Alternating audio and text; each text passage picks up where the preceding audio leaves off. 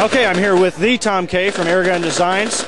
Just met him 5 minutes ago, and we're going to sit here and talk about the long road that Airgun Designs has been on for the past couple of years, starting with the E-mags and the aluminum valves and moving into level 10 and now the extreme level 10 E-mags.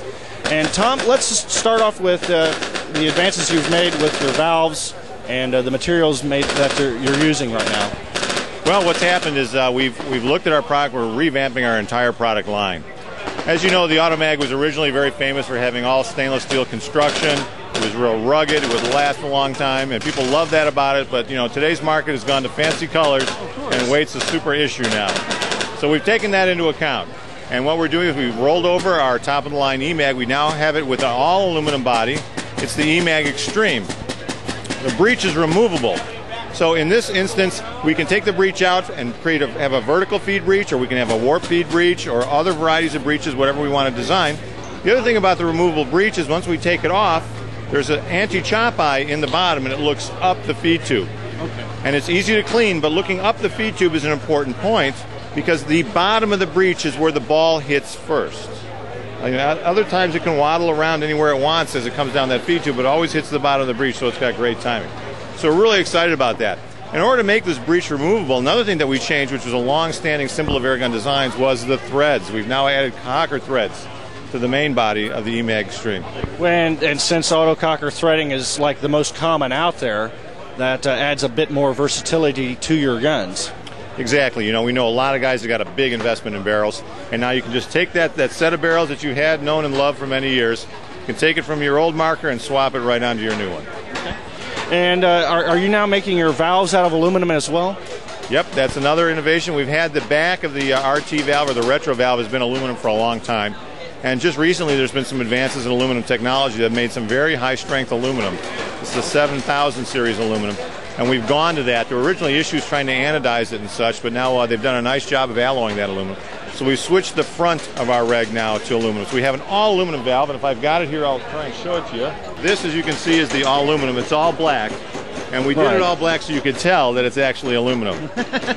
So it saves about 3 ounces.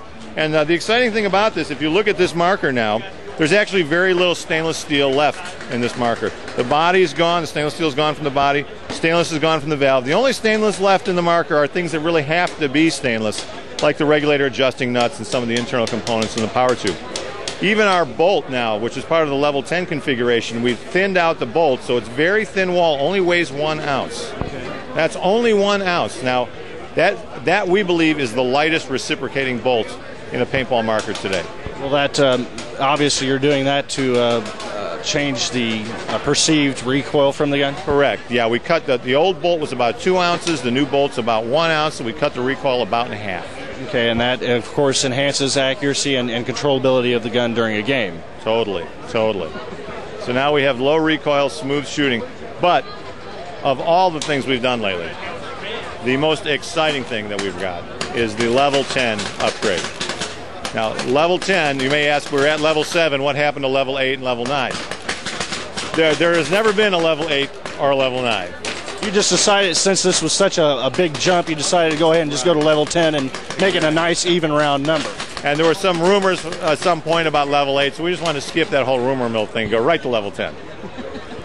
The level 10 bolt, not only is it 1 ounce, and for a very thin construction, it uses a new combination of O-rings and carriers to reduce the forward force on the bolt. And it's like a teeter-totter.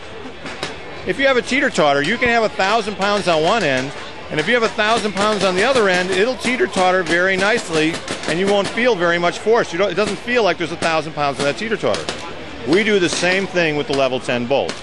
The force of the air pushing the bolt forward is teeter-totter compensated by the mainspring pressure back.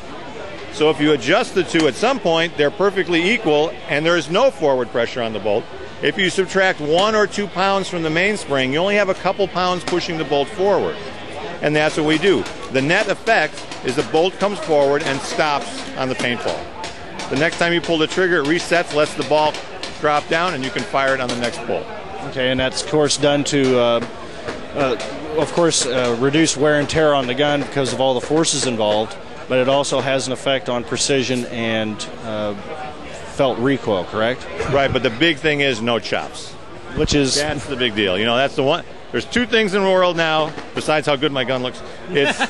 It's does it chop and is it accurate? You know, accuracy, you get the barrel for accuracy. That's not our job. You go get a barrel somewhere else. Right. But the chop thing, we've stopped the chops. Okay. And I know you've recently introduced the 4500 flatlines. What can you tell me about that? Yes, the flatline has been a long-standing product because, you know, we introduced compressed air back in 1991 or 92. I don't even remember how long. It's been that long. Yeah, I'm real good friends with one of the guys that helped you with that. Who is it? Dennis Ashley. Dennis was working for us at that time. Yes, that's true. So what we've done now is we finally updated from the 3,000 PSI to the 4,500 PSI system. And we still maintain our easy turn on-off, which was one of the big features that we had in the flatline. We've got the dual gauges. We have the adjustability. So for guys looking for a high-end air system, you know, that certainly is a choice. It's all aluminum, too. That's good. How did you, on the easy turn on-off, how did you manage to do that with all that force from the bottle going into the regulator? That's the whole trick. You see, that's where we had to put our Airgun Designs engineering team on that. The way we did it, everybody else rotated O-rings on some kind of shaft, and with that much pressure on the O-rings, it creates an extreme amount of friction. We did it a little differently. We used a needle valve, a pin valve, similar to what's in the front of a screw-in, and we used a cam to lift that needle valve. Oh, okay. So we don't actually rotate O-rings across openings or anything. We just use a cam, and it lifts the needle valve and lets the air out. Okay, a lot simpler, and probably a few less pieces, and probably lasts longer too because it is simpler. Exactly. All right, thank you very much, Mr. Kaye, for taking the time to talk to me, and looking forward to shooting one of your new guns here in the future.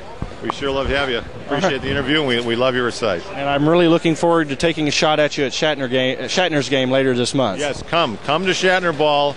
We're going to be the only people to shoot Captain Kirk for real. Not if you... No, because I'm not going to allow that to happen. Okay. We'll see how that goes. We'll see you there. All right.